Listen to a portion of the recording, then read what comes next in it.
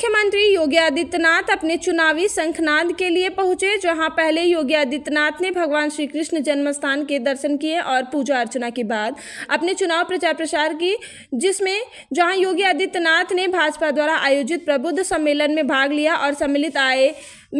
सम्मेलन में समाज के हजारों लोगों को सांसद हेमा मालिनी के लिए वोट करने के साथ साथ हर घर में जाकर वोट करने की अपील भी की, जिसमें सीएम योगी ने विपक्ष पर भी हमला जमकर बोला और कहा कि जिस तरीके से एक पक्ष को है जो कि फैमिली फर्स्ट को लेकर चलता है और दूसरा मोदी पक्ष है जिसके लिए नेशन फर्स्ट है, और क्योंकि आज मोदी की गारंटी है कि जो कहा वो किया, फिर चाहे 500 साल की समस्या राम मंदिर का निर्माण हो या फिर जम्मू कश्मीर से धारा 370 को हटाना, जबकि ये नासूर कांग्रेस को दिया हुआ था जहां पर नक्सलवाद, आतंकवाद और पथराव का नाम था, लेकिन आज धारा 370 हटने के बाद पूरा जम्मू कश्मीर विकास के पथ पर है। वहीं योगी आदित्यनाथ ने जब से मोदी आए हैं उससे एक भारत का निर्माण हुआ, जो कि पूरी दुनिया में भारत का निर्माण सम्मान बढ़ा है और यहाँ के नागरिक का भी सम्मान बढ़ाने का काम है। वहीं मोदी की गारंटी है कि आगे जो भी कार्य नहीं हुए हैं वो सारे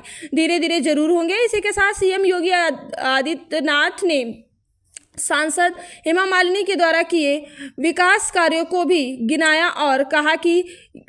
वो हैं जो कि बहुत बड़ी कलाकार है, और उसके साथ ही उन्होंने यहाँ भी समस्याओं को प्रदेश और देश के संसद में खूब उठाया है और उन्होंने फिर से एक बार 400 पार और मोदी सरकार का नारा भी गुंजायमान किया। मथुरा से पत्रकार नंद किशोर शर्मा के साथ शैली अग्रवाल की ये खास रिपोर्ट। जिसको प्रधानमंत्री मोदी जी ने पिछले 10 वर्ष में नहीं पहचान दी है। आज 2024 की हम लोकसभा चुनाव की तो अपने समाज के प्रबुद्धजनों को, अलग-अलग तबके के प्रबुद्धजनों को, जो समाज में एक माहौल बनाते हैं, समाज को लोकतंत्र के लिए आगे बढ़ाते हैं, समाज का एक नेतृत्व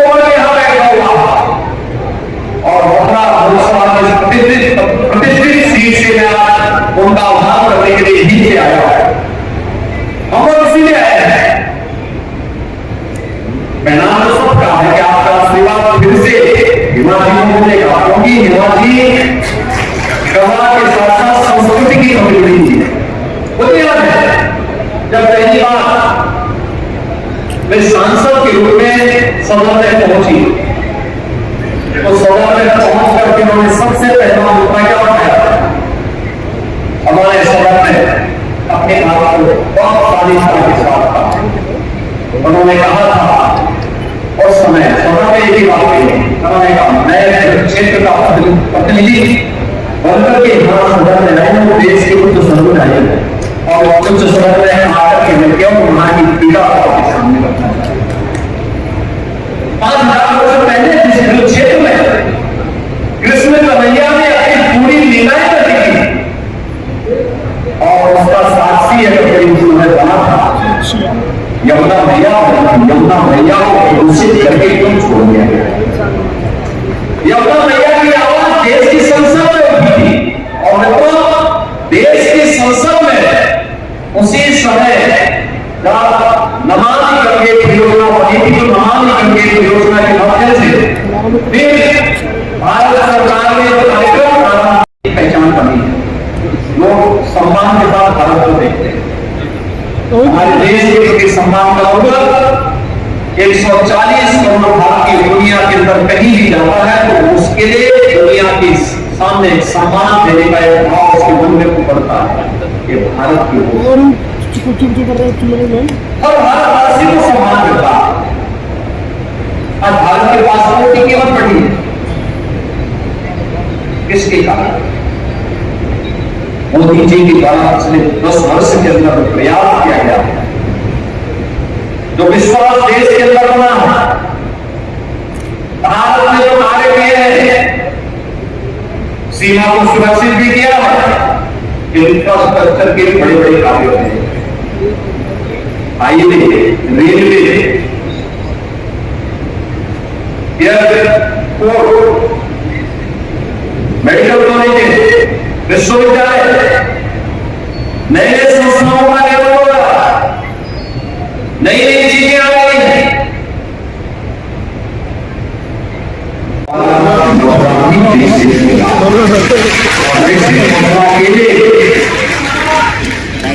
हेमा मालिनी जैसी प्रतिनिधि चाहिए जो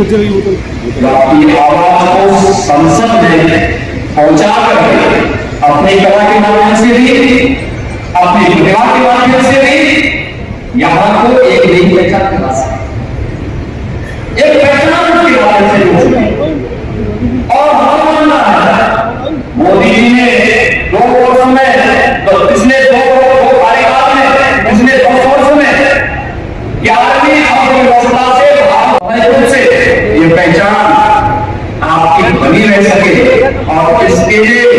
उन्होंने जिस प्रतिबद्धता के साथ, जिस ईमानदारी के साथ, जिस निष्ठा के साथ यहाँ की सेवा की कितनी बड़ी गाथा,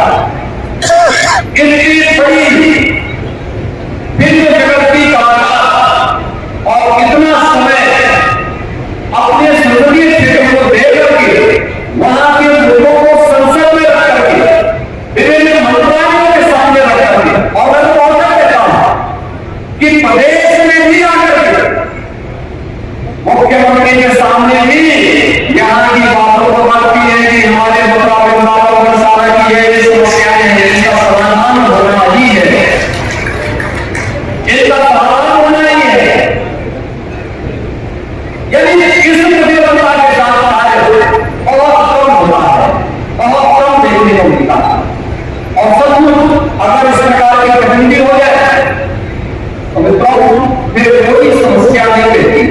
अपने आप ही समस्या समाधान का रास्ता निकालती है, समस्या का रास्ता यदि समाधान का रास्ता निकालती है। हमारा बड़े क्षेत्र को समाधान देता है, समस्या नहीं देता है। बड़ी से बड़ी समस्या का समाधान किसने दिया? और विकास की, इन दोनों को लेकर के आज देश के अंदर एक नया जो प्रवाह पैदा हुआ है, यह सबको देखने को मिला हुआ। मैं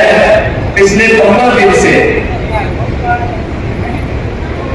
एक गाना सुन रहा हूं, और मैं हर बार होली में बचपन से ही होली के गानों को जब सुनता था, एक बात मुझे ध्यान में आती थी, तो अक्सर हम लोग सुनते थे कि होली खेले रघुवीरा भजन तो हम लोगों ने खूब सुना, लेकिन सचमुच पहली बार 500 वर्षों में अयोध्या धाम में अपने धाम में विराजमान होकर के होली के साथ साथ दर्शन भी हम सबको कराए। और वृंदावन की कुछ गलियां भी इंतजाम तो करी गई।